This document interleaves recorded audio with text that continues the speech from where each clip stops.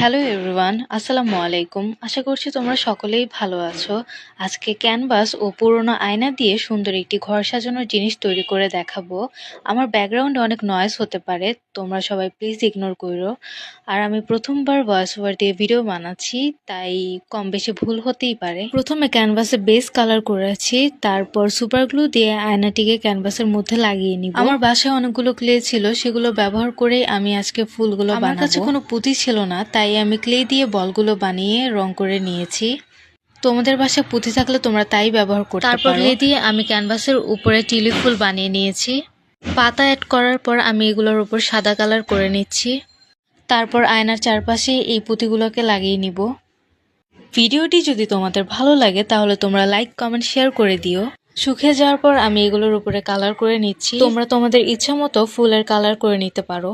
ব্যাকগ্রাউন্ডের কালারটা ভালো লাগছিল না, তাই আমি এখানে অন্য একটি কালার লাগাচ্ছি। পুঁতিগুলোর উপর আমি একটু ফেভিকল দিয়ে জরি লাগিয়ে নিয়েছি, যাতে দেখতে আর একটু ভালো লাগে। তারপর ব্রাশ দিয়ে বাকি জরিগুলোকে ঝেড়ে নিলাম। আর আমার কাছে এই পুঁতিগুলো ছিল, এগুলো দিয়ে আমি টিউলিপের বর্ডারে লাগিয়ে দিয়েছি, যাতে দেখতে আর একটু সুন্দর লাগে। ক্যানভাসের বর্ডারেও ফেভিকল দিয়ে জরি লাগিয়ে নিয়েছি।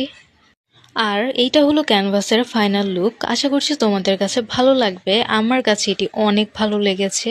তোমরা বাসায় এটি ট্রাই করতে পারো।